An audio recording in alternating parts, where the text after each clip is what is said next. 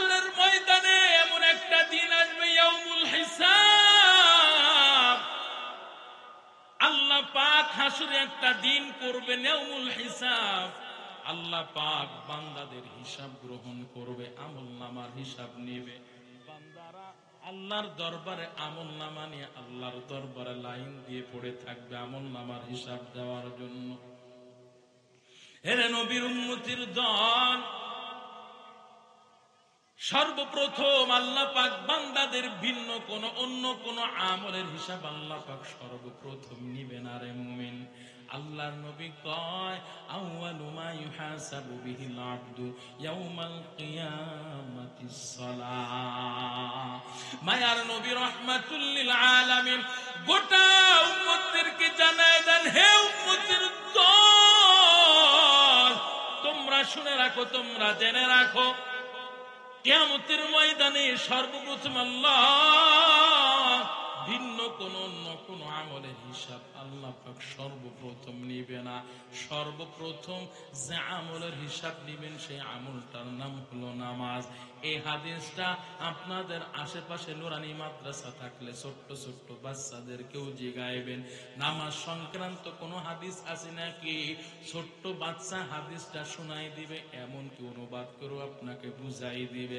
এরে নবীর উম্মতির দল, আল্লাহ পাক এই নামাজের বিধান কেমন স্পেশাল ইবাদত বানাইছেন রে যুবক ভাই। আল্লাহ পাক এই নামাজের বিধানটা আল্লাহ পাক যত বিধিবিধান বান্দাদের জন্য দুনিয়ার জমিনে আল্লাহ দান করেছেন, সমস্ত বিধিবিধান গুলো আল্লাহ পাক জিবরাইল আমিনের মাধ্যমে আল্লাহ পাক পয়গম্বরের উপরে দান করেছেন।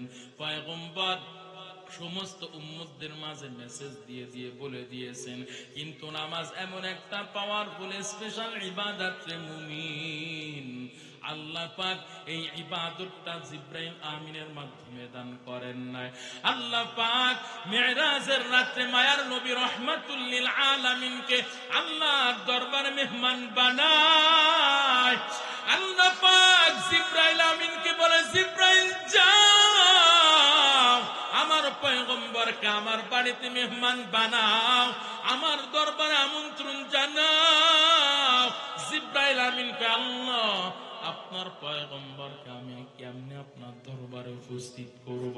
এরা নবীর উম্মতের দল, জবান খুলে বলেন অসম্ভবকে সম্ভব করার মালিক কে? আল্লাহ পাক জিবরাইল আমিনকে বললেন, জিবরাইল যাও, বুরাক নামের বিদ্যুৎ গতির একটা বাহন দিয়ে বললেন, যাও আমার পয়গম্বরকে এই বুরাকে চড়ায় আমার পয়গম্বরকে নিয়ে আসো। এরা নবীর উম্মতের দল, লম্বা ঘটনা ছোট্ট করে আমি আপনাদের শুধু নামাজের ব্যাপারটা বোঝানোর জন্য বলতেছি। আল্লাহর নবীকে জিবরাইল আমিন নিয়ে প্রথম আসমান, দ্বিতীয় আসমান, তৃতীয় আসমান, চতুর্থ আসমান, পঞ্চম, ষষ্ঠ, সপ্তম আসমান ভেদ কইরা আল্লাহর দরবারে গেলেন।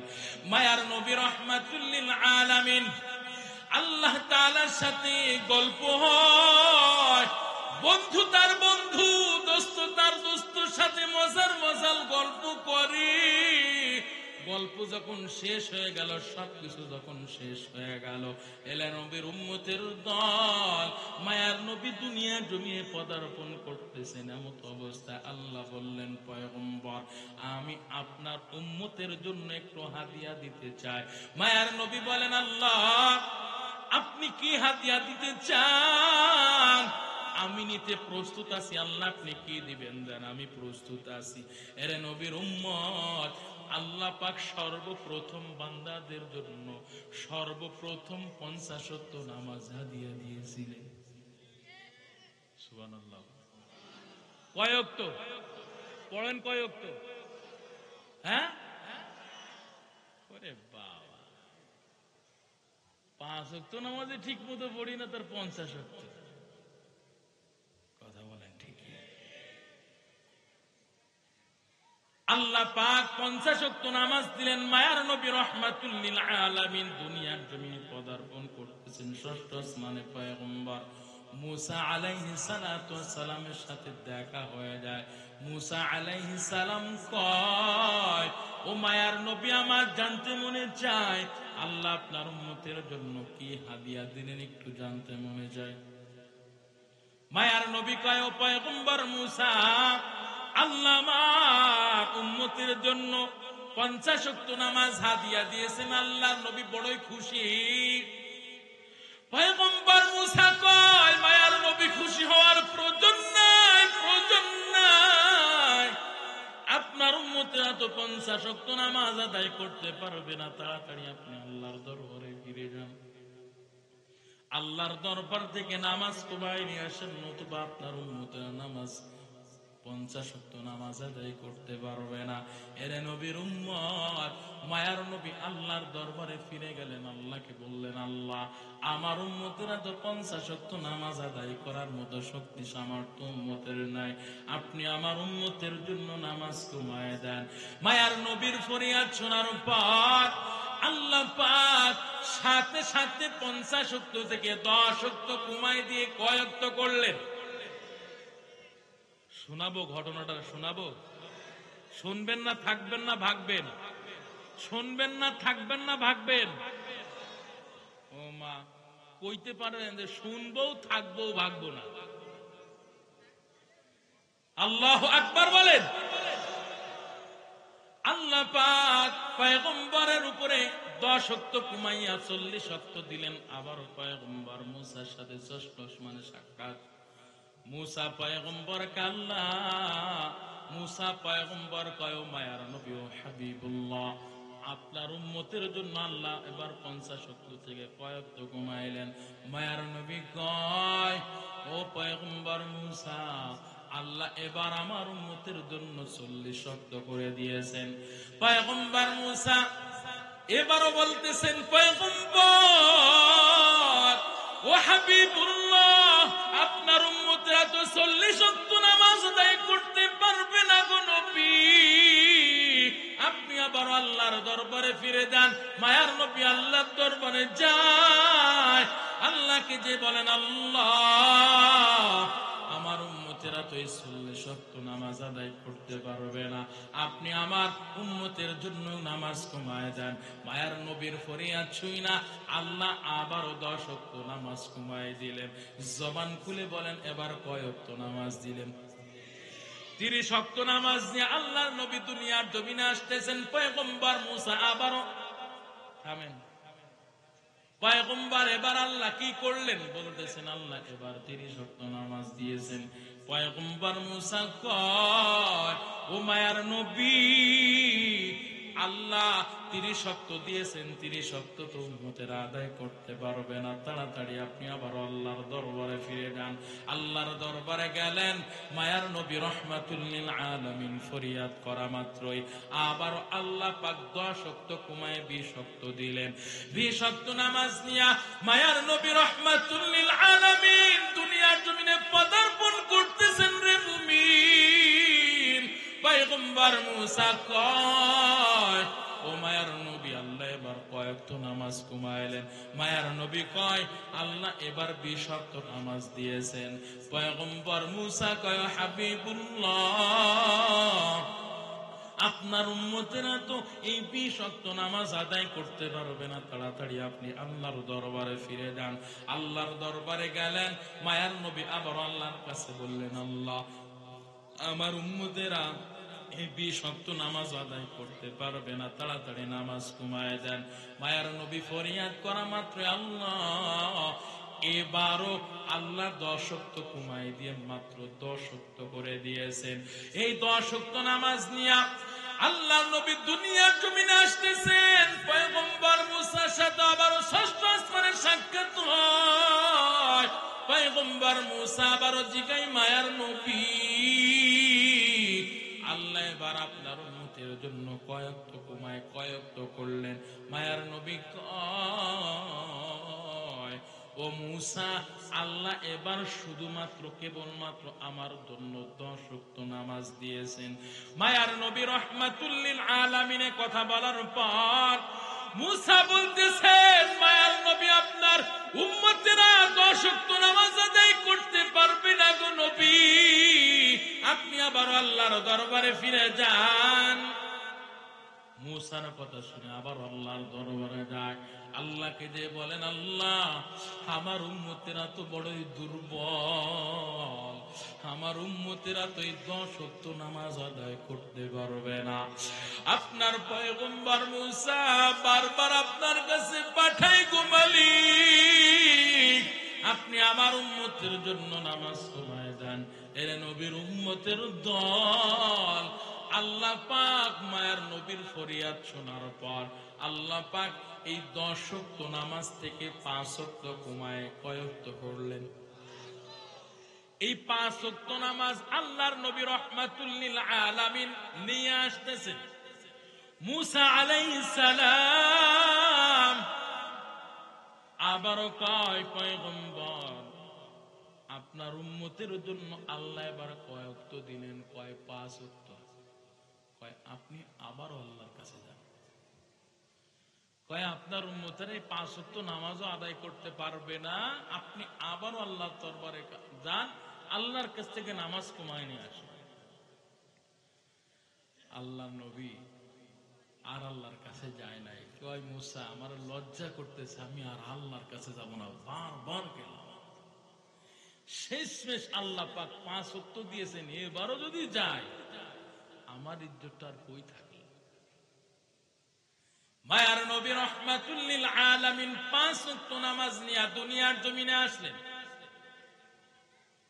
ছোট্ট একটা কথা আমি আপনাদের একটু বুঝাই দিতে চাই।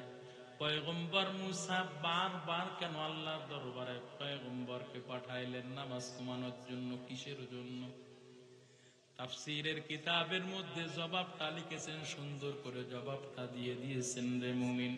পয়গম্বর মুসা আলাইহিস সালাম, মুসা আলাইহিস সালাতু ওয়াস সালামের জামানায় আল্লাহ পাক 3 ওয়াক্ত নামাজ ফরজ করেছিলেন। জবান খুলে বলেন কয় ওয়াক্ত? 3 ওয়াক্ত নামাজ, তাও এক এক ওয়াক্তে 2 রাকাত। তাহলে 3 ওয়াক্তে কয় রাকাত? এই 6 রাকাত নামাজও মুসা আলাইহিস সালাতু ওয়াস সালামের উম্মতেরা ঠিকমতো পড়তো না।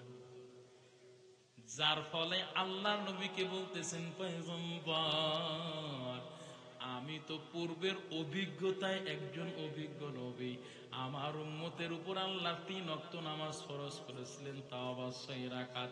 এই নামাজ আমার উম্মতেরা ঠিক মতো আদায় করে নাই। আর আপনার উম্মতেরা 50 ওয়াক্ত পড়বে, 40 ওয়াক্ত পড়বে, 30 পড়বে, 20 ওয়াক্ত পড়বে, 10 ওয়াক্ত পড়বে, 5 ওয়াক্ত পড়বে। এটা অসম্ভব। ঠিক মানে 5 ওয়াক্ত পড়বেন না, ঠিক তাই তো ভাইরা আমার? পয়গম্বর মুসা আল্লাহর নবীকে কয়, পয়গম্বর আপনি 5 ওয়াক্ত নামাজ নিয়ে আবার আল্লাহর দরবারে যান, কমায় নিয়ে আসেন। মায়ার নবী আর আল্লাহর দরবারে যায় না, দুনিয়া আসলেন, পৃথিবীর জমিনে আসলেন, পৃথিবীর বুকে আসলেন। মায়ার নবী মক্কা মুকাররমায় পানি জমাইলেন। মায়ার নবী চিন্তা প্রেশানে অস্থির হয়ে যায়। মায়ার নবী চিন্তা করে, আমি বারবার আল্লাহর দরবারে গেলাম, মনে হয় আল্লাহ আমার উপরে বেরাজ হয়ে গেছে, নারাজ হয়ে গেছে। বারবার যে আমি নামাজ কমাইলাম, আল্লাহ মনে হয় আমার উপর অসন্তুষ্ট হয়ে গেছে। মায়ার নবী আরো চিন্তা করতেছে, আল্লাহ পাক আমার উম্মতের উপরে 50 ওয়াক্ত নামাজ দিয়েছিলেন, 50 ওয়াক্ত নামাজের নেকি সওয়াব থেকে মনে হয় আমার উম্মতেরা মাহরুম হয়ে গেল। আমার উম্মতেরা মনে হয় 50 ওয়াক্ত নামাজের নেকি সওয়াব থেকে বঞ্চিত হয়ে গেল। এই চিন্তা পেরেশানে মায়ার নবী অস্থির হয়ে যায়, অসুস্থ বোধ করতেছেন। আল্লাহ পাক মায়ার নবী চিন্তা পেরেশানে একটু সহ্য করতে পারে না। আল্লাহ পাক জিবরাইল আমিনকে পাঠাই দিলেন। জিবরাইল আমিন মায়ার নবীর কাছে হাজির। মায়ার নবীকে বলো, পয়গম্বর চিন্তিত হবেন না, একটু পেরেশানি হবেন না গো নবী। আপনার চিন্তা পেরেশান আল্লাহ পাক সহ্য করতে পারে না, আল্লাহ পাক সহ্য করতে পারে না। পয়গম্বর দুনিয়ার জমিনে আপনি মা হারা, বাবা হারা, এতিম, আল্লাহ আপনাকে মহব্বত করেন, আল্লাহ আপনাকে মহব্বত করেন, ভালোবাসেন গো নবী। আপনি চিন্তিত হবেন, পরেশানি হবেন, আল্লাহ সহ্য করতে পারে না গো নবী। আপনাকে সান্ত্বনার বাণী শোনানোর জন্য আল্লাহ পাক আমাকে এখন আপনার কাছে পাঠাইছেন। আল্লাহু আকবার। মায়ার নবীকে বলতেছেন, জিব্রাইল কয়, ও পয়গম্বর, আপনি বারবার আল্লাহর দরবারে গেছেন, আল্লাহ পাক বুঝতে পেরেছেন এটা আপনি নিজের জন্য যান নাই, আপনি আপনার উম্মতের মহব্বত ভালোবাসায় বারবার আল্লাহর কাছে গেছেন। নামাজ সহজ করার জন্য বারবার উম্মতের ভালোবাসায় আল্লাহর দরবারে গেছেন, নিজের স্বার্থে আপনি কখনো আল্লাহর দরবারে যান নাই, আল্লাহ এটা বুঝতে পেরেছেন।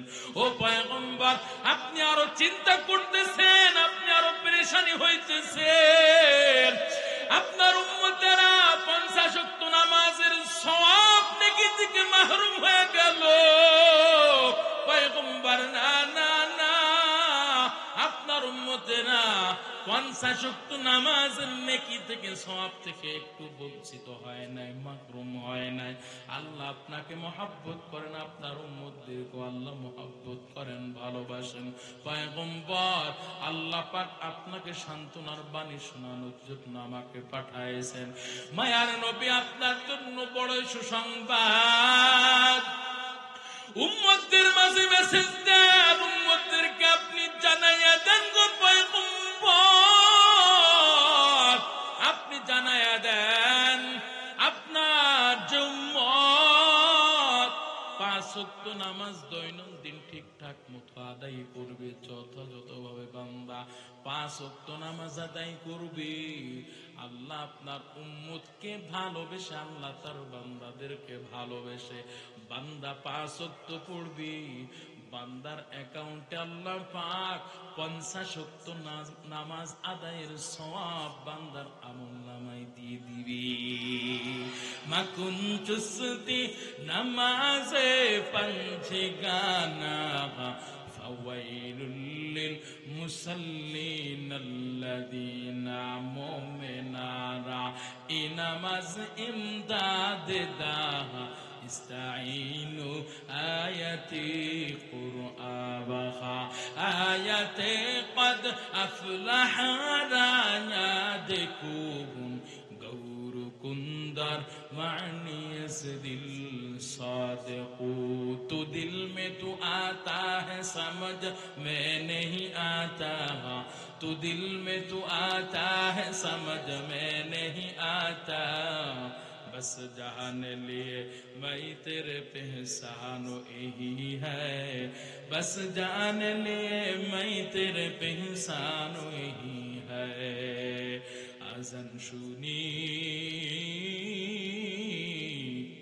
থাকো যারা বিছানা, আজান শুনি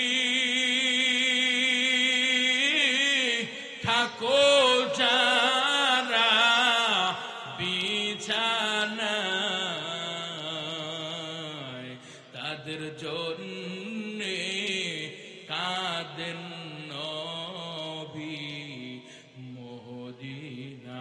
তাদের জন্যে কাঁদেন নবী মদিনায়। সেই নবীর জন্য কি মায়া লাগে না, সেই নবীর জন্য কি একটু মা উম্মত নামাজ কেন পড়ো না। ওরে যুবক ভাই, ও বৃদ্ধ বাবাজি,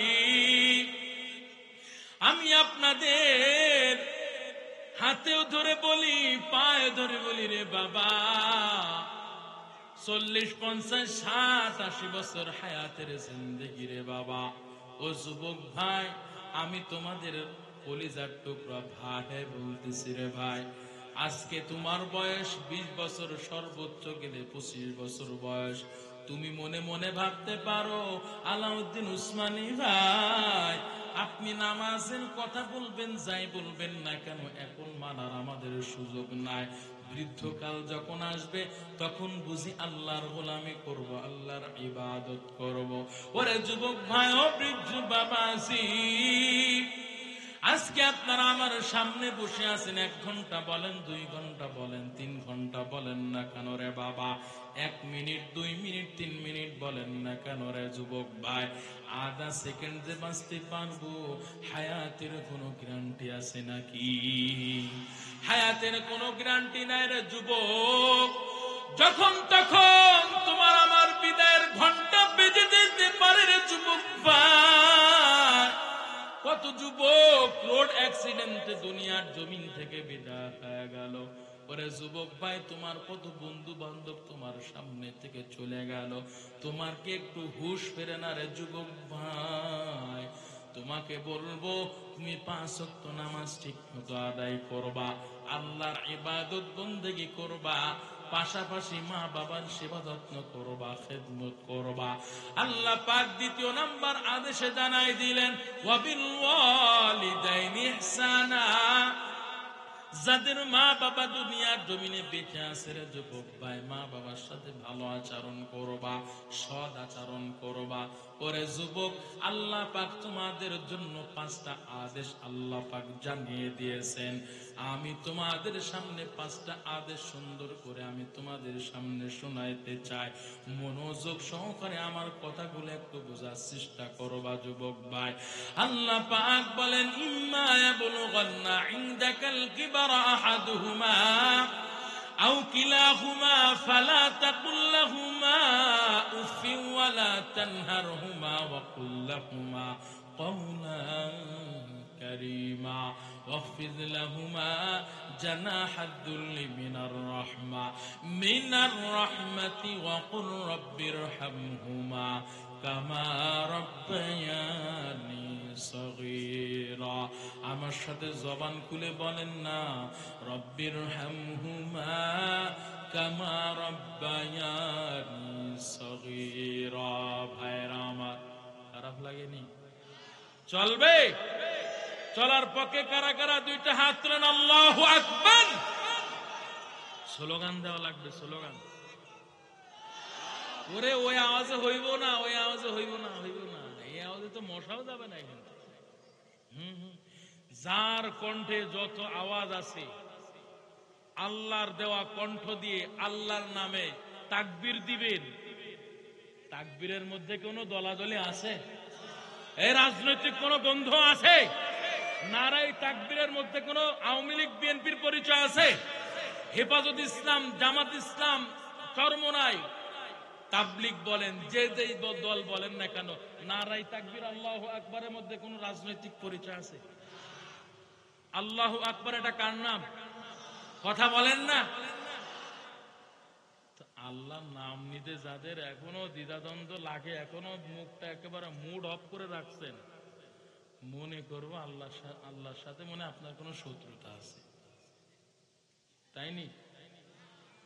আল্লাহর সাথে কোনো শত্রুতা আছে? জবান খুলে বলেন না আল্লাহু আকবার। আরে নারাই তাকবীর আল্লাহু আকবার, এটা হযরত ওমর রাদিয়াল্লাহু তাআলা আনহু যখন ইসলাম গ্রহণ করেছিলেন, ইসলাম গ্রহণ করার পর আল্লাহ নবীকে বলতেছেন, পয়গম্বর, আমি ওমর ইসলাম গ্রহণ করেছি, এখন আর অগোচরে গোপনে কেউ ইবাদত করতে পারবে না, বরং সকলে প্রকাশ্যে আল্লাহর ইবাদত করবে, যে কথা বলবে তার গর্দান উড়িয়ে দেবে। হযরত ওমরের কথা। তো হযরত ওমর রাদিয়াল্লাহু তাআলা আনহু বলতেছেন, তখন তো ইসলামে মুসলমানদের সংখ্যা অনেক কম। ওমর রাদিয়াল্লাহু তাআলা আনহু কয়েকজন সাহাবীদের কিনে, মুসলিমদের কিনে কাবার চত্বরে চলে গিয়েছেন, নারাই তাকবীর আল্লাহু আকবারের ধ্বনি দিয়ে আল্লাহু আকবার বলেন। সেখান থেকে নারাই তাকবীর আসছে মিয়া। এটা বাতিলের মসনদ কেঁপে উঠবে নারাই তাকবীরের ধ্বনিতে, কথা বলেন ঠিক কি না? আসুক না যত বাধা, যত ঝড় সাইক্লোন, রাসূলের পথে মোরা চলবই, এ জীবন বাজি রেখে দিনের নিশান মোরা বাংলার আকাশে উড়াবই। কথা বলেন ঠিক কিনা? আসুক না যত বাধা, যত ঝড় সাইক্লোন, রাসূলের পথে মোরা চলব। এ জীবন বাজি রেখে দিনের নিশান মোরা বাংলার আকাশে উড়াবই। মোরা জালিমের মুখোমুখি দাঁড়িয়ে, মোরা জালিমের মুখোমুখি দাঁড়িয়ে, মোরা কামানের মুখোমুখি দাঁড়িয়ে আল্লাহু আকবার বলবো। আসুক না যত বাধা, যত ঝড় সাইক্লোন, রাসূলের পথে মোরা চলবই। এ জীবন বাজি রেখে দিনের নিশান মোরা বাংলার আকাশে উড়াবই। কথা বলেন ঠিক কিনা? আমাদের দেহে বয়ে জিহাদি রক্ত, আমাদের দেহে বয়ে জিহাদি রক্ত, প্রাণে প্রাণে বিপ্লবী ঝংকার। তাকবীরে তাকবীরে বাতিলের মসনদ, কত করেছি যে ভেঙে চুরমার, কত ভেঙে করেছি যে চুরমার। কথা বলেন ঠিক কিনা? এই শির অবনত আল্লাহর কাছে, শুধু নয় কোন বাতিলের কাছে।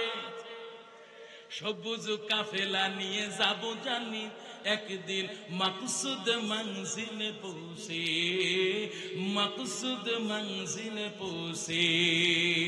আমাদের ছোট হৃদয়ে,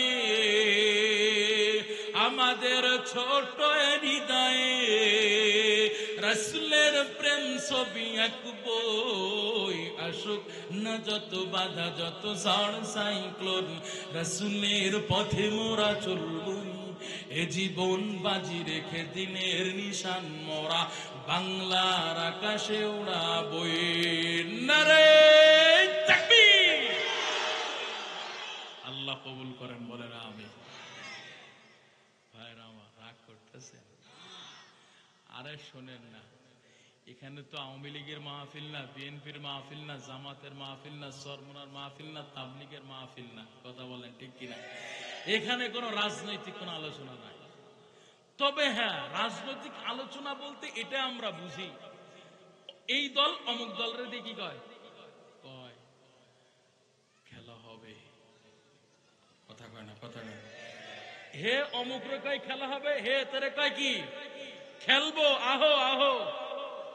কথা বলেন ঠিক? নাম ধরে যদি কারো বলা হয় তাহলে রাজনৈতিক আলোচনা। তবে দুর্নীতির বিরুদ্ধে, জালেমের বিরুদ্ধে তো কথা বলতেই হবে। কথা বলেন ঠিক কিনা? জালেমগিরি কেমন করা করছেন, জালেমগিরি কেমন করা করছেন যে মানুষ এখন নামটাও মুখে নিতে চায় না।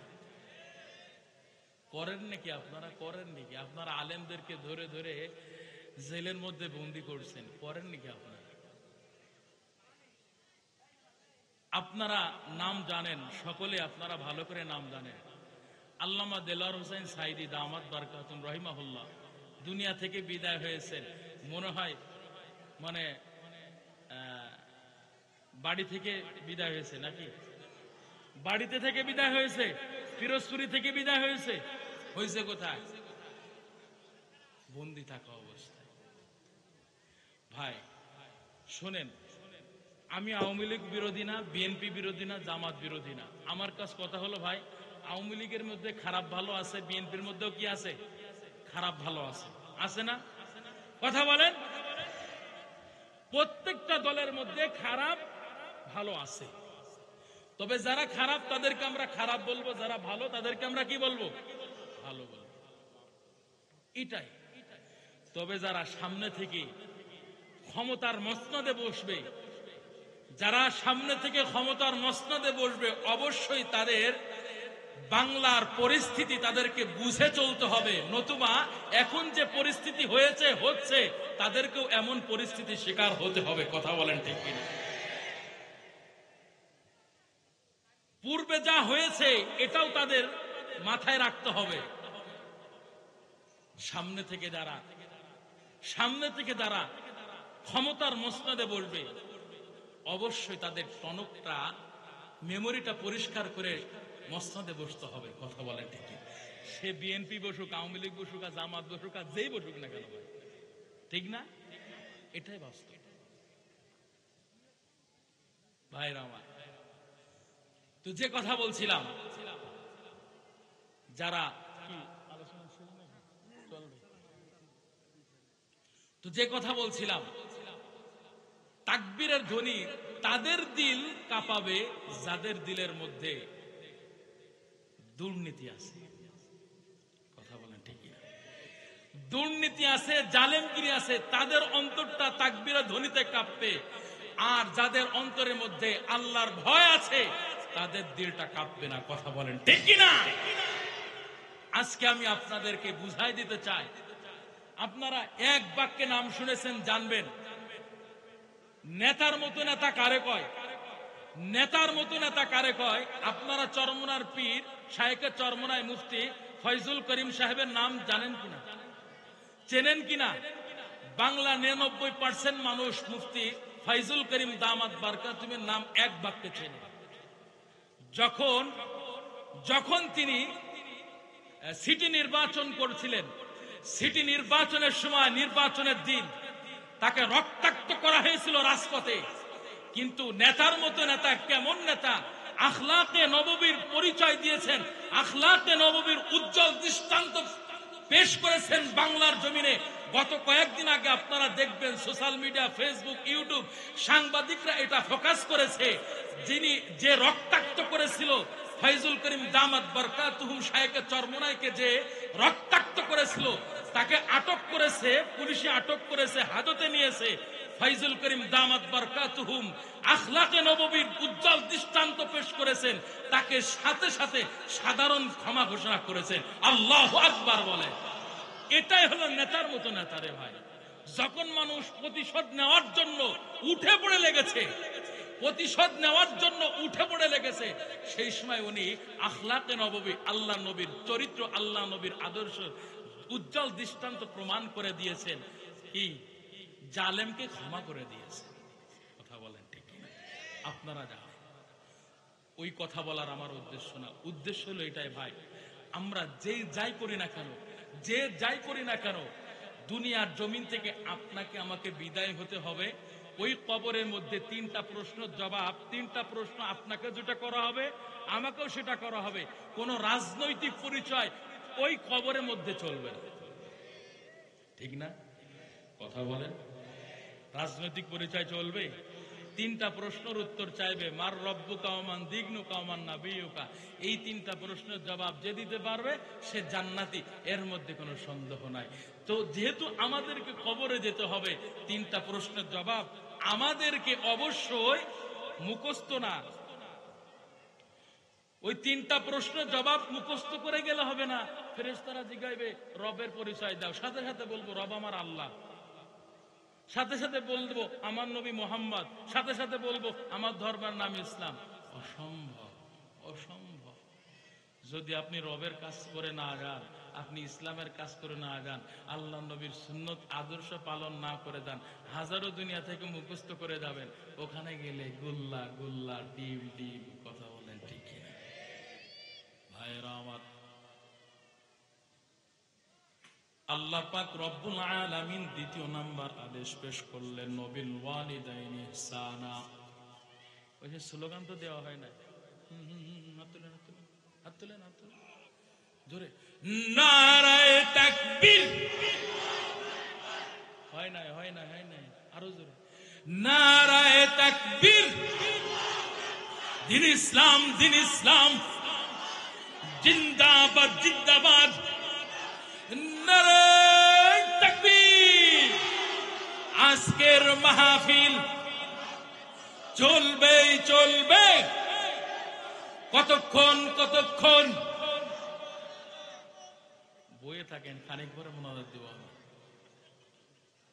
ভাইয়েরা আমার, দুনিয়ার জমিনে যাদের মা বাবা বেঁচে আছে, আল্লাহ পাক রব্বুল আলামিন তাদের জন্য পাঁচটা আদেশ ঘোষণা করলেন। এক নাম্বার আদেশ, আল্লাহ বলেন, ইম্মা ইয়াবলুগান্না ইনদাকাল কিবারা আহাদুহুমা। এতক্ষণ যে যায় অন্যদিকে মন দিয়েছেন, এখন আর অন্যদিকে মন দেওয়া যাবে না। আমার কথাগুলো একটু দিলের কান দিয়ে একটু শোনার চেষ্টা করবেন। যুবক ভাই, আমি আপনাদেরকে একটু আদর করে বলতে চাই, যুবক ভাই, আবেদন করতেছি, কলিজার টুকরা যুবক ভাইদেরকে বলতেছি, আমার কথাগুলো বোঝার চেষ্টা করেন। আল্লাহ পাক তোমাদের জন্য এক নম্বর আদেশ করলেন। আল্লাহ বলেন, ইম্মা ইয়াবলুগান্না ইনদাকাল কিবারা আহাদুহুমা আও কিলাহুমা ফালা তাকুল লাহুমা উফ। আল্লাহ পাক জানায় দেন, রে গোলাম, মা বাবার মধ্যে একজন অথবা দুইজন যখন বৃদ্ধ বৃদ্ধার জীবনে পৌঁছাই যায়, আল্লাহ পাক তোমাদের জন্য এক নাম্বার আদেশ করলেন, রে যুবক, মা বাবা যখন বৃদ্ধ বৃদ্ধার জীবনে পৌঁছায় গিয়ে অচল হয়ে যাবে, মা বাবা যখন দুর্বল হয়, ওই মা বাবার উপরে তুমি কষ্ট পেয়ে তো উফ শব্দ পর্যন্ত করা তো দূরের কথা। ওরে যুবক, ওই মা বাবা তোমার উপরে কষ্ট পেয়ে তো উফ শব্দ পর্যন্ত করা তো দূরের কথা, বরং তুমি ওই মা বাবার সামনে উফ শব্দ পর্যন্ত করতে পারবা না। জবান খুলে বলেন, হুকুম করেছেন কে? মা বাবা উফ শব্দ পর্যন্ত করা তো দূরের কথা, বরং তুমি মা বাবার সামনে উফ শব্দ পর্যন্ত করতে পারবা না। ওরে যুবক, আল্লাহ পাক দ্বিতীয় নাম্বার আদেশ তোমার জন্য জানাই দেয়, রে গোলাম। আল্লাহ বলেন, ওয়ালা তানহারহুমা, মা বাবা যখন বৃদ্ধ বৃদ্ধার জীবনে পৌঁছায় যাবে, দ্বিতীয় নাম্বার আদেশ, ওই মা বাবার সাথে কখনোই ঝগড়া করা যাবে না, রে যুবক। ওই মা বাবার সাথে কখনোই অসৎ আচরণ করা যাবে না। মা বাবা যেই ব্যবহারে কষ্ট পায়, ওই ব্যবহারটা মা বাবার সাথে কখনোই করা যাবে না। আল্লাহ পাক দ্বিতীয় নাম্বার আদেশে তোমাকে সুন্দর করে বুঝাই দিলেন। আল্লাহ এবার বললেন, ও গোলাম, তুমি তোমার মা বাবার সাথে কেমন আচরণ করবা, সেটা আল্লাহ পাক ৩ নাম্বার আদেশের মধ্যে জানাই দিলেন। আল্লাহ বলেন, ওয়াকুল্লাহুমা কাওলান কারীমা। মা বাবা যখন বৃদ্ধ বৃদ্ধার জীবনে পৌঁছাই যাবে, ও সন্তানের দল, আল্লাহ তোমাদের জন্য ৩ নাম্বার আদেশ করলেন, কেমন আচরণ করবা। ওয়াকুল্লাহুমা কাওলান কারীমা, নম্র ভদ্র ভাষায় মা বাবার সাথে কথা বলবা, মা বাবার সাথে সম্মানের সাথে কথা বলবা, সম্মান সূচক কথা বলবা, কোমল হৃদয় নিয়ে কথা বলবা, এমন ভাষায় কথা বলবা না যে মা বাবা তোমার উপরে কষ্ট পেয়ে যায়।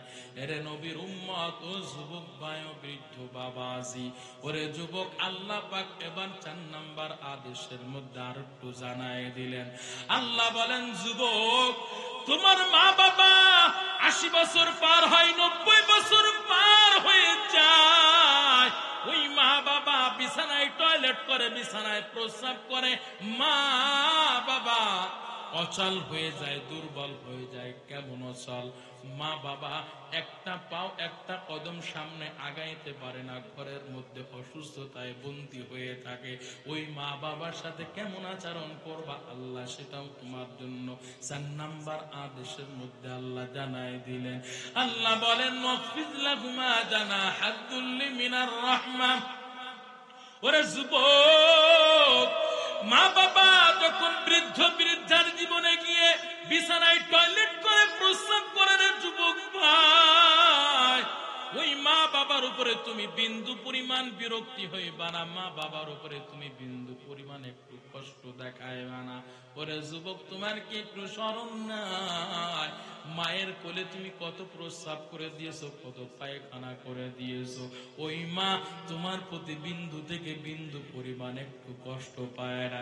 এই শীতের রাত্রে মায়ের কোলে প্রস্রাব করে দিয়েছো, রে যুবক, মায়ের কোলে প্রস্রাব করে দিয়েছো, পায়খানা করে দিয়েছো, মা বিন্দু পরিমাণ কষ্ট পায় না, বরং ওই মা তোমাকে বাবাকে ধোঁয়ায়া মুছাইয়া দুইটা গালে দুইটা চুমা দিয়ে বুকের মধ্যে জড়ায় নিছে। এই মা বাবা যখন বৃদ্ধ বৃদ্ধার জীবনে যে ওই শিশুকালের মতো হয়ে যায়, ওই মায়ের সাথে তুমি কেমন আচরণ করবা? আল্লাহ বলেন, জানাহাদ্দুল্লি মিনার রাহমা, তোমার অনুগ্রহের ডানা ওই মা বাবার উপরে তুমি বিছাই দিবা। জবানটা খুলে বলেন, হুকুম করেছেন কে?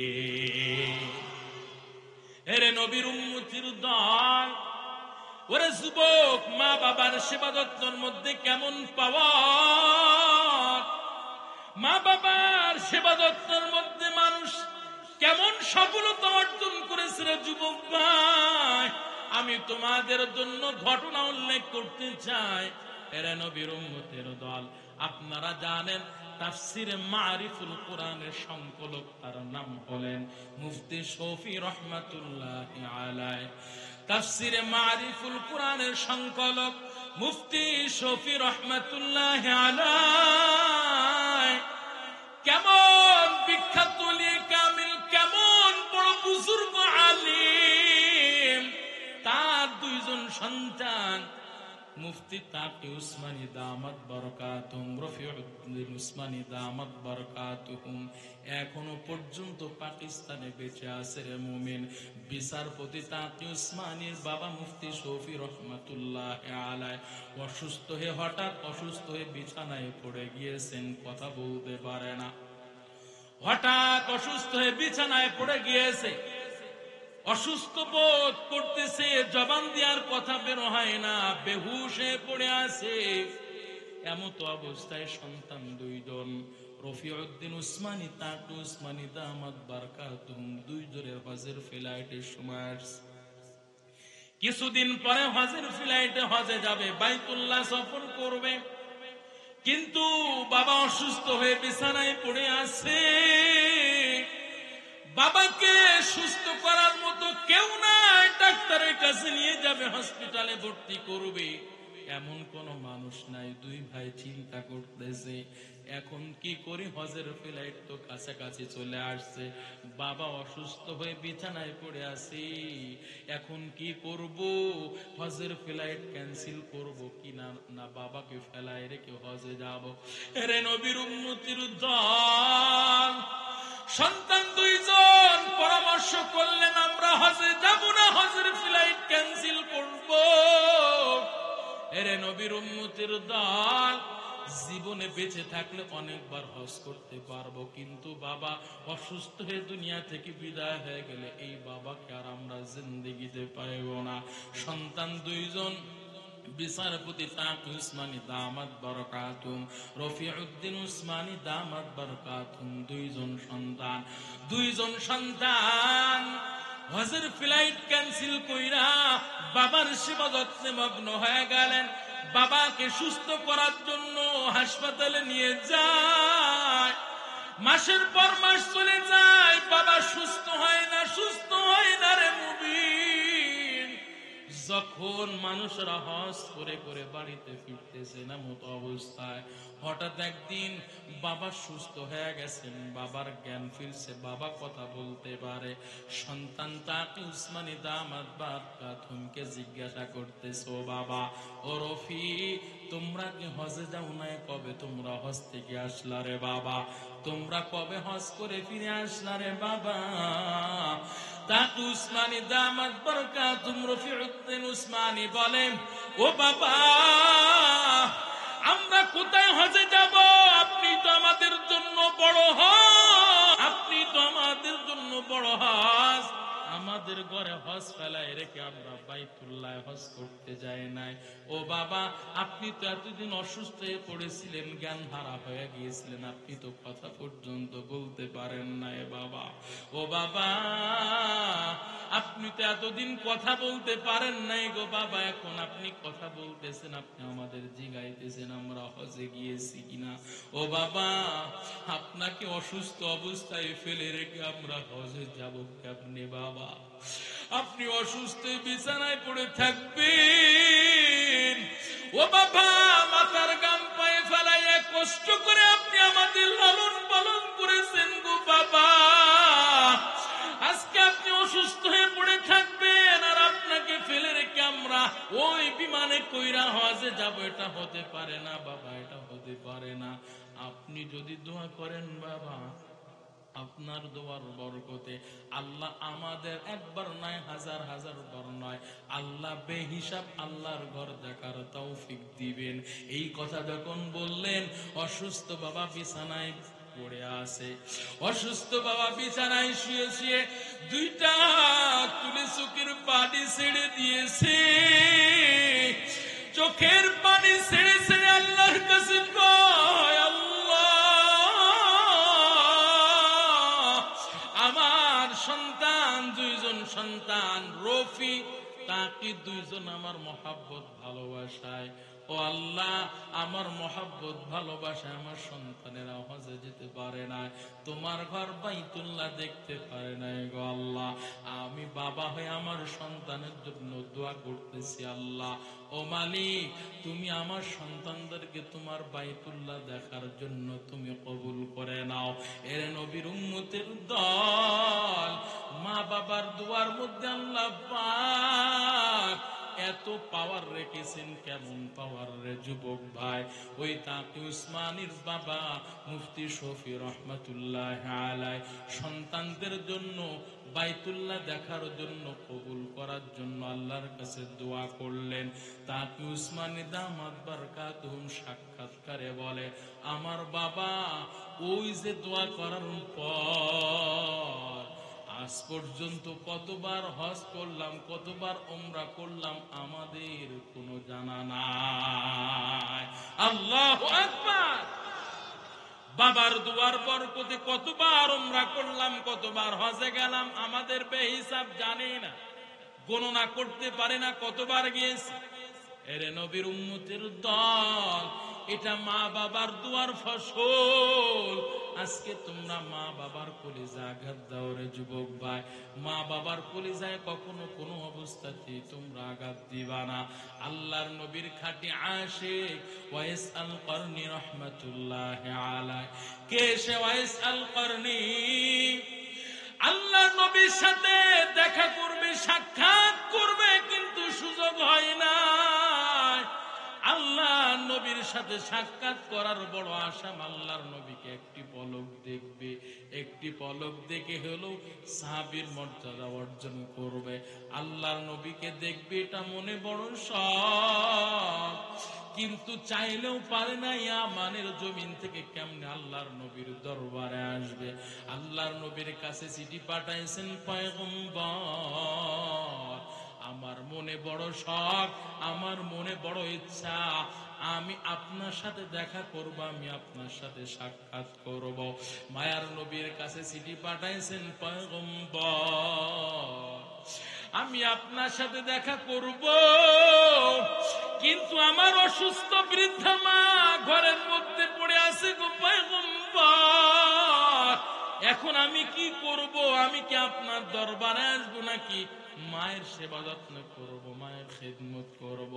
আমি যদি এখন ইয়ামানের জমিন থেকে আপনার দরবারে আসি, আমার মায়ের সেবা যত্ন করার মতো কোনো মানুষ নাই, আমার মায়ের অসুস্থতা আরো বেড়ে যেতে পারে, আমার মা আমাকে না পেয়ে আমার উপর বদদুয়া দিতে পারে, আমার উপর রাগান্বিত হয়ে যেতে পারে।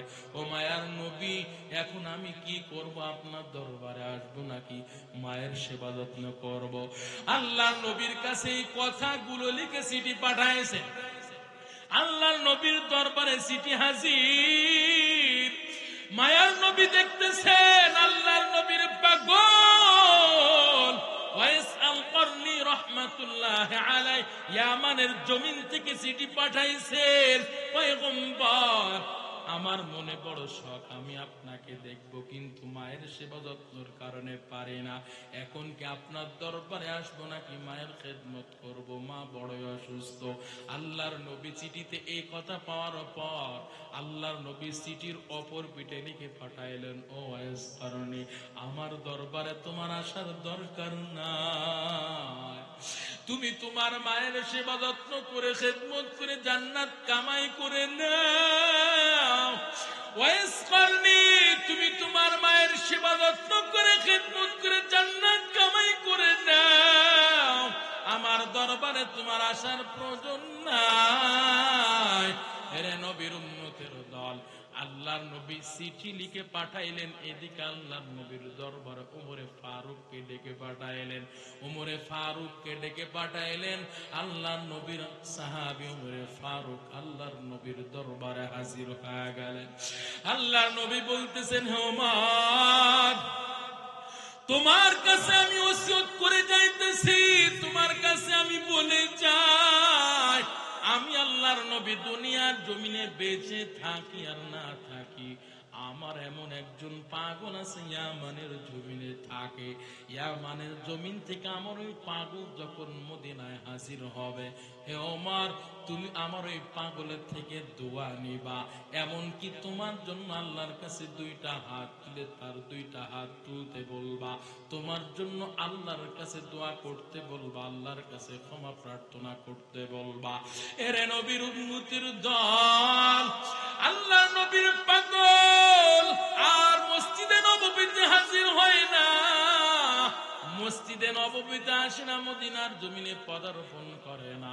আল্লাহর নবী ওসিয়ত করার পর ওমরে ফারুক ইয়ামানের যত কাফেলা আসে কাফেলায় খোঁজ করতে থাকে আল্লাহর নবী সে পাগল আসছে নাকি।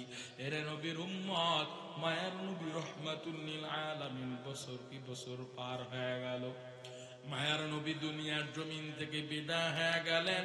বিদায় হওয়ার পর কয়েক বছর কেটে যায়, হঠাৎ আল্লাহর নবীর পাগল ওয়াইস করনি মসজিদে নববীতে হাজির হয়েছেন রে মুমিন। ওমরে ফারুকের কানে আওয়াজ গেল, আল্লাহর নবীর সেই পাগল ওয়াইস করনি মদিনায় পদার্পণ করেছেন।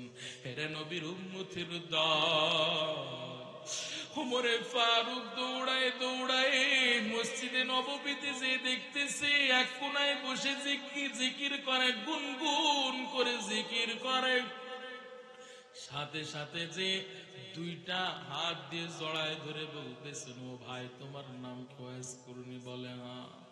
ও ভাই আমার নাম ওয়াইস করনি। বলে ভাই আমি আল্লাহর নবীর সাহাবী ওমরে ফারুক। এরা নবীর উম্মত ওয়াইস করনি বড় আশিক হইয়া ওমরে ফারুককে জড়ায় ধরেছেন। ওমরে ফারুক বলে, ভাই ওয়াইস করনি আল্লাহর নবী তোমার কাছে দোয়া চাইতে বলেছেন রে ভাই, তোমাকে দেখা মাত্রই দোয়া চাইতে বলেছেন। ভাই তুমি আমার জন্য দোয়া করো, দুইটা হাত তুলে আল্লাহর কাছে আমার জন্য ক্ষমা প্রার্থনা করো। আমি ওমরে ফারুক আল্লাহ যেন জাহান্নামের আসামি না বানায়। ও ওয়াইস করনি আল্লাহ যেন আমাকে মাফ করে দেয়, আমাকে ক্ষমা করে দেয়। ওই জাহান্নামের আগুন সহ্য করার ক্ষমতা কারো নাই রে ভাই করুণে, তুমি আমার জন্য আল্লাহর কাছে একটু ক্ষমা প্রার্থনা করো। আল্লাহর নবী রহমাতুল লিল আলামিনের ওসিয়ত বানিয়ে যায় ওমরে ফারুক দোয়া চাইলেন, ওয়াইস করনি দোয়া করলেন। দোয়া শেষে ওয়াইস করনির কাছে জিজ্ঞাসা করতেছে, ও ভাই তুমি কেমনে এমন মাকবুল বান্দা হইলা যার ফলে আল্লাহ নবী তোমার ব্যাপারে ওসিয়ত করে গেল? তুমি তো আল্লাহ নবীর সাথে দেখা করবা, সাক্ষাৎ করবা, এমন সুযোগ তোমার হয় নাই, তবে তুমি এমন মাকবুল বান্দা কেমনে হলে একটু জানতে মনে চায়। ওমরে ফারুক প্রশ্ন করার পর ওয়াইস করনি দুইটা চোখের পানি ছেড়ে ছেড়ে বলে, ও ভাই ওমরে ফারুক তোমাদের কপাল কতই ভালো, তোমাদের কপাল কতই ধন্য রে ভাই, তোমরা আল্লাহর নবীর চেহারাটা দেখতে পেরেছো, আল্লাহর নবীর সুমহান চেহারাটা তোমরা দেখতে পেরেছো, আল্লাহ নবীর পবিত্র চেহারাটা তোমরা দেখতে পেরেছো, তোমরা আল্লাহ নবীর সেবা যত্ন খেদমত করতে পেরেছো। ও ভাই ওমরে ফারুক আমি আমার মায়ের সেবা যত্ন করতে গিয়ে আল্লাহ নবীর সুন্দর চেহারাটা দেখার সুযোগ পায় নাই। ও ভাই, আমি আল্লাহ নবীর কাছে চিঠি লিখেছিলাম, আল্লাহ নবী আমাকে পরামর্শ দিয়েছিলেন মায়ের সেবা যত্ন করে খিদমত করে জান্নাত অর্জন করার জন্য। ও ভাই ওমরে ফারুক, এই চিঠি পাওয়ার পর আমি আর আল্লাহ নবীর দরবারে যাই নাই, আমি আমার মায়ের সেবা যত্ন করে খেদমত করতে করতে নিজের জীবনটাকে অর্পণ করে দিয়েছি। আমার মা আমার প্রতি এত খুশি হয়েছে, আমার মা আমার প্রতি এত খুশি। আমার মা মৃত্যুর আগে দুইটা হাত তুলে আল্লাহর কাছে আমার জন্য দোয়া করে, আল্লাহর কাছে বলে, আল্লাহ ও মালিক, আমার সন্তান ওয়াইসকুরনির জীবনটাকে তুমি নিরাপদ জীবন বানায় দাও। ও ভাই ওমরে ফারুক, আমার মা যখন দ্বিতীয় নাম্বার দোয়া করে, আমার মা চোখের পানি ছেড়ে ছেড়ে কয়, ও মালিক, আমার সন্তান ওয়াইসকুরনি মনে বড় শখ ছিল তোমার পয়গম্বরের সুন্দর চেহারাটা দেখবে গো মালিক, কিন্তু আমি মায়ের সেবা যত্নর কারণে আমার সন্তান তোমার পয়গম্বরকে দেখার সুযোগ পায় নাই। ও আল্লাহ, আমি মা হয়ে আমার সন্তানের জন্য তোমার কাছে দুইটা হাত তুলে দোয়া করতেছি। আল্লাহ, আমার সন্তান যখন তোমার কাছে দুইটা হাত তুলবে কোনো কিছু চাওয়ার জন্য, এরে নবীর উম্মত ও যুবক ভাই ও বৃদ্ধ বাবাজি, মায়ের দোয়ার সফলতা কেমন, মায়ের দোয়া কেমন কবুল হয় তোমরা জানো। মা যখন দুইটা হাত তুলে বললেন, আল্লাহ, আমার সন্তান ওয়াইসকুরনি যখন তোমার কাছে কোনো কিছু চাইবে গো মালিক, আমার সন্তান দুইটা হাত যখন তুলবে, আমার সন্তানের হাত কখনোই খালি ফিরাই দিবা না। আল্লাহু আকবার। ওমরে ফারুক কয়, ও ওয়াইসকুরনি ওমরে ফারুককে বলে, ও ভাই ওমর, ও খলিফাতুল মুসলিমিন, আমার মামার জন্য দোয়া করার পর, আমার মা আল্লাহর কাছে দোয়া কবুলের জন্য দোয়া করার পর, দোয়া করার পর থেকে আজও পর্যন্ত আমি আল্লাহর কাছে কোনো কিছু চাইতে দেরি, আমি আল্লাহর দরবারে হাত তুলতে দেরি, আমার আল্লাহ আমার দোয়া কবুল করতে দেরি করে না। মায়ে যখন দোয়া করে চলে যায় ওই আরশ পারে। কথা বলেন ঠিক কি? মায়ের দোয়া লও হে মুমিন, মায়ের দোয়া লও, মায়ের দোয়া লও হে মুমিন, মায়ের দোয়া লও। বিপদে পড়বে না তুমি যখন যেথায় যাও, বিপদে পড়বে না তুমি যখন যেথায় যাও। মায়ের দোয়া লও হে মুমিন, মায়ের দোয়া লও। ওরে যুবক ভাই, ঘটনা দুইটা আমি তোমাদের সাথে এই জন্যই শেয়ার করলাম, তোমরা মনে করতে পারো মা বাবার খেদমতের মধ্যে, মা বাবার সেবা যত্নের মধ্যে কোনো মনে হয় ফায়দা নাই রে। রে যুবক ভাই, তুমি ভুল বুঝতেছো, মা বাবার সেবা যত্নের মধ্যে কেমন ফায়দা তুমি জানো। মা বাবা তোমার জন্য দিলটা খুশি, মা বাবা তোমার জন্য দোয়া করতে দেরি, বন্দুকের গুলি মিস হতে পারে, মা বাবার দোয়া আল্লাহ কবুল করতে দেরি করে। আরে মুমিন, এরে যুবক ভাই ও বৃদ্ধ বাবাজি, ওরে যুবক, যাদের মা বাবা দুনিয়ার জমিনে বেঁচে আছে তাদের কপাল কতই না ধন্য রে যুবক ভাই। তোমরা মা বাবার সেবা যত্ন করে খেদমত করে জান্নাত অর্জন করতে পারবা, তোমাদের বড়ই সুযোগ আছে। ওরে যুবক, আজকে যাদের মা নাই বাবা নাই, তারা চাইলে পারবে না মা বাবার সেবা যত্ন খেদমত করতে। ওরে যুবক, আজকে জানি না কে মা হারাইছো, বাবা হারাইছো, একটু কি ওই মায়ের কথা কি তোমাদের মনে পড়ে না রে যুবক? ওই মাকে ওই অন্ধকার ঘরের মধ্যে রেখে আসলা রে যুবক ভাই, ওই মায়ের কথা কি একটু স্মরণ হয় না? মা, তুমি অন্ধকার ঘরের মধ্যে কেমন আছো গো মা? ও বাবা তুমি কেমন আছো? ওই মা বাবার কথা কি একটু স্মরণ হয় না? ওই মা বাবার জন্য কি তোমাদের একটু, মা বাবার জন্য কি একটু দোয়া করতে মনে চায় না? মা বাবার খেদমত সেবা যত্ন তো করবাই। কেমন খেদমত সেবা যত্ন করবা? মা বাবা যেন তোমার উপর শব্দ পর্যন্ত না করতে পারে। মা বাবার জন্য দোয়া করবা। 5 নাম্বার আদেশের মধ্যে আল্লাহ তোমাদের জন্য শিখাই দিলেন। সকলেই জবান খুলে বলেন, রব্বির হামহুমা কামা রব্বায়ানি সগীরা। রব্বির হামহুমা কামা রব্বায়ানি সগীরা। আমি শেষ লগ্নে বলে যাই, যাদের মা বাবা বেঁচে আছে সেবা যত্ন করবা, খেদমত করবা। ও যুবক ভাই ও বৃদ্ধ বাবা আছে, আমি আপনাদেরকে বলে যাই গো বাবা, 40, 50, 60, 80 বছর হায়াত পাইলাম রে বাবা, এখনো আল্লাহর ঘর মসজিদ চিনলাম না, মা বাবার সেবা যত্ন করলাম না, নেক আমল ধরতে পারলাম না। পুরা কপাল এমন পুরা পড়ছে, আল্লাহর ইবাদতের একটু মনটা জাগে না। ওরে যুবক ভাই ও বৃদ্ধ বাবাজি, হায়াতের রেলগাড়িটা যখন তখন স্টেশনে পৌঁছাই যাবে, আজরাইল এসে আপনার আমার জানটা ধাক্কা মেরে নিয়ে চলে যাবে, তখন আপনার আমার কোথায় যাবে ক্ষমতার বাহাদুরি, কোথায় যাবে টাকার বাহাদুরি, সম্পদের বাহাদুরি? কেউ থাকতে পারবো না রে বাবা। দুনিয়ার জমিন থেকে বিদায় হওয়ার পর ওই অন্ধকার ঘরের মধ্যে আপনাকে আমাকে শুয়ায় রেখে আসবে। শুয়ায় রেখে আসার পর 3টা প্রশ্ন জবাব চাইবে। যে বান্দার 3টা প্রশ্ন জবাব দিতে পারবে, তার কবরটা জান্নাতের বাগিচার মধ্যে একটা বাগিচা হবে।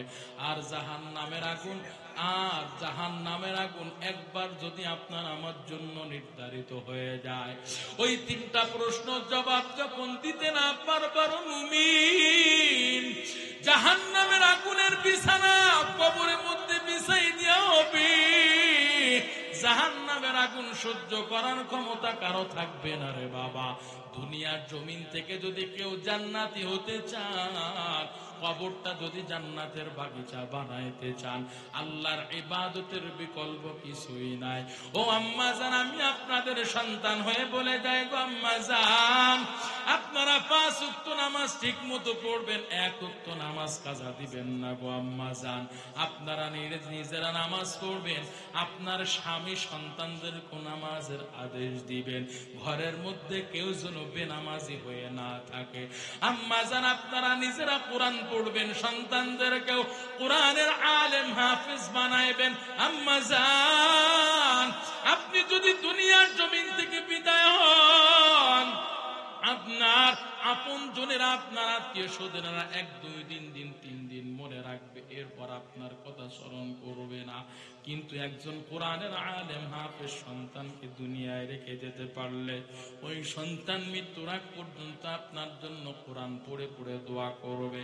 ওই সন্তান আপনার অ্যাকাউন্টে নেকি পাঠাইবে, সওয়াব পাঠাইবে। আম্মা জান, একজন সন্তানকে হলো কোরআনের আলেম হাফেজ বানায় যান। আপনারা পর্দা করবেন, কন্যাকে আপনারা পর্দায় রাখবেন। আম্মা জান, আজকে আপনারা বেপর্দা বেহাবেলাজা হয়ে রাস্তায় রাস্তায় চলাফেরা করেন, আপনাদের কি ওই কবরে আযাবের কথা কি স্মরণ নাই গো আম্মা জান? জাহান্নামের আগুনের কথা কি একটু স্মরণ নাই গো আম্মা জান? আপনারা আজকে বেপর্দা বেহায়াবিলাজা হয়ে চলেন, ডিজিটাল যুগের দোহাই দিয়া আপনারা যেমন ইচ্ছা তেমন চলেন। আম্মা জান, এমন একটা দিন আসবে, আপনি তো সাজুগুজু কইরা আপনার স্বামীর ঘরে আসলেন, এমন একটা দিন আসবে আজরাইল আপনার জানটা ধাক্কা মেরে নিয়ে চলে যাওয়ার পর 5টা টুকরা কাফনের কাপড়ের মধ্যে প্যাকিং হইয়া অন্ধকার ঘরে আসা লাগবে। আম্মা জান, ওই দিনের কথা কি একটু স্মরণ নাই? 5টা টুকরা কাফনের কাপড়ের মধ্যে প্যাকিং হওয়ার আগে নিজেদেরকে আপনারা আগে পর্দার মধ্যে প্যাকিং করে নেন, তাহলে জান্নাত আপনার ঠিকানা। আম্মা জান, আপনারা স্বামীর সেবা যত্ন করবেন, খেদমত করবেন, স্বামীর সাথে কখনো অসৎ আচরণ করবেন না, সন্তানদেরকে নেককার নেককার সন্তান বানাইবেন, সন্তানদেরকে আপনারা সৎ পথে পরিচালিত করবেন, সন্তানদেরকে নেশাখোর গাঞ্জাখোর মদখোর বানাইবেন না গো আম্মা জান। ওরে যুবক ভাই, যা করেছেন আল্লাহর কাছে তওবার নিয়তে ফিরে আসেন। ও আল্লাহ, 40 বছর 50 বছর গুনাহ করতেছি, আপনি আমাদের মাফ করে দেন, ক্ষমা করে দেন। আল্লাহর কাছে যদি তওবা করার মতো তওবা করা যায়, আল্লাহ তওবার হাত ফিরাই দিবে না। কে কে পারবেন তওবা করার জন্য দুইটা হাত তুলে আল্লাহকে দেখা দেন। আয় আল্লাহ, আপনি তাকায় দেখেন, আপনার বান্দারা দুইটা হাত তুলেছে গো আল্লাহ। আপনার বিধান মতে চলবে, নবীর তরিকা মতে চলবে, মা বাবার সেবা যত্ন করবে, খেদমত করবে, জীবনে যা করেছে আল্লাহ আপনার দরবারে তওবা করতেছে, আপনি কবুল করে নেন। চিল্লা বলেন আমিন আমিন। ওয়া আখির দাওয়ানা আলহামদুলিল্লাহি।